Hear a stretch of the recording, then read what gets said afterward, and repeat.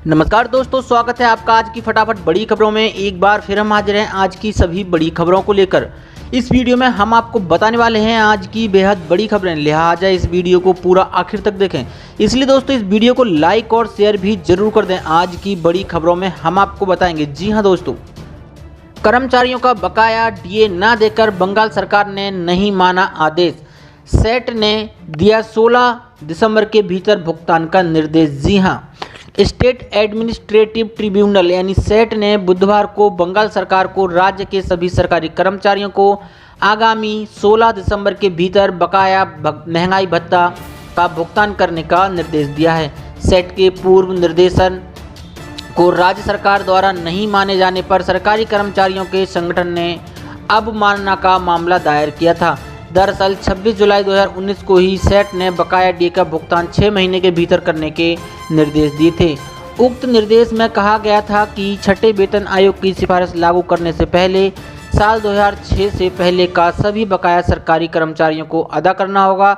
हालांकि राज्य सरकार द्वारा निर्देश न माने जाने पर सरकारी कर्मचारियों के संगठन ने सेट में अवमानना का मामला दायर किया था। वहीं राज्य सरकार की ओर से भी फिर से सेट में रिव्यू पिटीशन दायर किया गया। गत 3 मार्च को यह याचिका पर सुनवाई पूरी हुई थी। गत 8 जुलाई को सेट ने राज्य सरकार की याचिका को खारिज कर स्पष्ट किया कि कर्मचारियों का बकाया चुकाना ही होगा। सरकार की ओर से कोरोना की स्थिति का उल्लेख करते हुए बकाया चुकाने में असमर्थता जताई गई थी। सेट ने इस पर कहा था कि इस बाबत विचार किया जाएगा। हालांकि अब सेट ने स्पष्ट किया है कि राज्य सरकार को 16 दिसंबर के भीतर बकाया का भुगतान करना ही होगा। साथ ही बढ़ते हैं आज की एक और बड़ी खबर की ओर। कब और किन स्थितियों में निकाल सकते हैं पीएफ का पूरा पैसा, बताएंगे विस्तार से सारे नियम। जी हां, ईपीएफओ के आप सारे नियम जानेंगे। अगर आप भी कर्मचारी भविष्य निधि यानी ईपीएफ या प्रोविडेंट फंड पीएफ में से एडवांस पूरा या थोड़ा पैसा निकलना चाहते हैं, लेकिन क्या आपको पता है कि किन किन परिस्थितियों में पीएफ में से कितना पैसा निकाला जा सकता है। कोरोना काल में भी काफ़ी कर्मचारी मेडिकल खर्चों के लिए पीएफ से पैसा निकाल रहे हैं। आप भी मेडिकल फैमिली इमरजेंसी में पीएफ का पूरा पैसा निकाल सकते हैं। ये पैसा आप ऑनलाइन अप्लाई करके निकाल सकते हैं। आइए जानते हैं किन हालातों में पैसा निकाल सकते हैं। अपने पीएफ में से आप कितना पैसा निकाल सकते हैं, यह आपके पीएफ अकाउंट के बैलेंस पर भी निर्भर करता है। अपनी संतान, भाई या बहन या स्वयं की शादी के लिए पीएफ का पैसा निकाल रहे हैं तो पीएफ बैलेंस का 50% निकाल सकते हैं, लेकिन इसके लिए आपकी नौकरी के 7 साल पूरे होने चाहिए। स्वयं या अपने बच्चे की शादी के लिए अपनी हिस्सेदारी का 50% हिस्सा 3 बार में निकाल सकते हैं। अपना घर खरीदने के लिए भी आप पीएफ का पैसा निकाल सकते हैं। इसके लिए आपकी नौकरी के 5 साल पूरे होने जरूरी हैं। अगर स्वयं, पत्नी, बच्चों या फिर पेरेंट्स के इलाज के लिए पैसा निकालना चाहते हैं तो आप अपनी सैलरी का 6 गुना या फिर पूरा पीएफ का पूरा पैसा, जो भी कम हो उतना बैलेंस निकाल सकते हैं। बीमारी की स्थिति में भी आप पूरा पैसा निकाल सकते हैं। इसके लिए आपको अस्पताल के पेपर्स लगाने होंगे। अब पीएफ से पैसा निकालने के लिए दफ्तरों के चक्कर नहीं लगाने होंगे। आपका पीएफ का पैसा आवेदन करने के बाद अकाउंट में सीधे करीब 5 से 10 दिन में आ जाएगा। साथ ही बढ़ते हैं एक और बड़ी खबर की ओर। राज्य में उठी आंगनबाड़ी और आशा कर्मियों का मानदेय बढ़ाने की मांग। जी हां, राज्यसभा में बीजू जनता दल के एक सदस्य ने आंगनबाड़ी और आशा कर्मियों के मानदेय में वृद्धि करने की मांग करते हुए बुधवार को कहा कि इन्होंने कोविड-19 महामारी के दौरान भी निरंतर कार्य किया है। बीजेपी के सुभाष चंद्र सिंह ने शून्यकाल में यह मुद्दा उठाते हुए कहा कि कोरोना वायरस महामारी के दौरान लगातार सुरक्षित दूरी बनाने के, हाथ धोते रहने और मास्क पहनने का परामर्श दिया जा रहा है। इस दौरान आंगनबाड़ी और आशा कर्मियों ने अपनी जान की परवाह किए बिना लगातार काम किया है। सिंह ने कहा है, यह विडंबना ही है कि संकट के समय भी आर्थिक परिश्रम करने वाली आंगनबाड़ी कर्मियों का मात्र 4500 रुपये और आशा कर्मियों को केवल 2500 रुपये का मानदेय मिलता है, जो महंगाई और उनकी सेवाओं को देखते हुए बहुत ही कम है।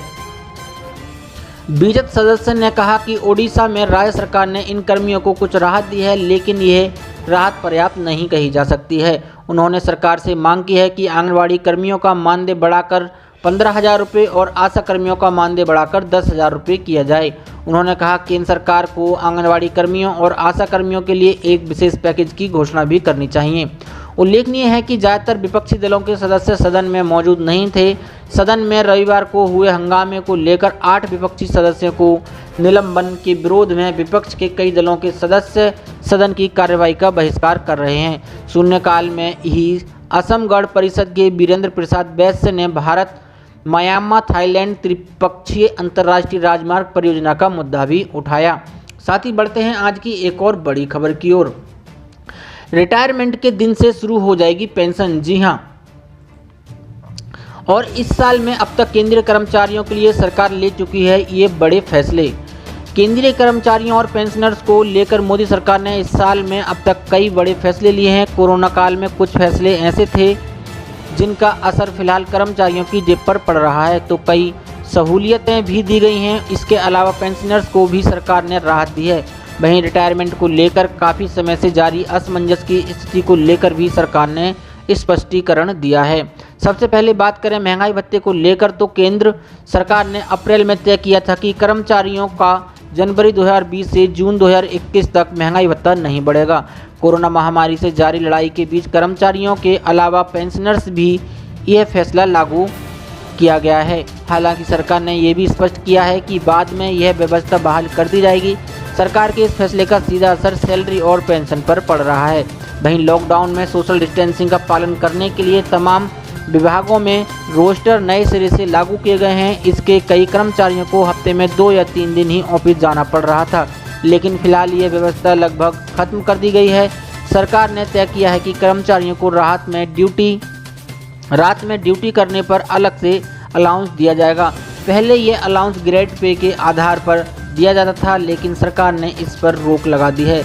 इसके अलावा कोरोना काल के दौरान रिटायर होने वाले कर्मचारियों को पेंशन पेमेंट ऑर्डर आने तक प्रोविजनल पेंशन दिए जाने का भी फैसला लिया गया है। वहीं कोरोना संकट के बीच मोदी सरकार ने शुक्रवार को केंद्रीय कर्मचारियों के लिए central government employ group insurance scheme की बेनिफिट टेबल जारी कर दी है।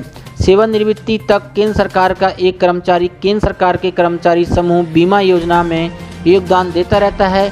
CGEGIS 1980 योजना बीमा कवरेज के साथ आती है और कर्मचारी के लिए बचत कोष के रूप में भी काम करती है। केंद्रीय कर्मचारियों को रिटायरमेंट को लेकर मोदी सरकार ने हाल में कुछ बातों पर जारी असमंजस की स्थिति को साफ किया है। सरकार ने साफ किया है कि सरकार 50 से 55 साल की उम्र या फिर नौकरी में 30 वर्ष पूरा कर लेने वाले कर्मचारियों को रिटायर कर सकती है। सरकार के पास जनहित में ऐसा करने का अधिकार है। सरकार ने साफ शब्दों में कहा है कि सरकार चाहे तो कर्मचारियों को समय से पहले भी रिटायर कर सकती है। सरकार ने इस संदर्भ में पुराने ऑर्डर की व्याख्या में अस्पष्टता को खत्म कर नए नियमों का उल्लेख भी किया है। ऐसी बड़ी खबरों को देखने के लिए हमारे चैनल को सब्सक्राइब करें और वीडियो को लाइक शेयर जरूर करें। धन्यवाद।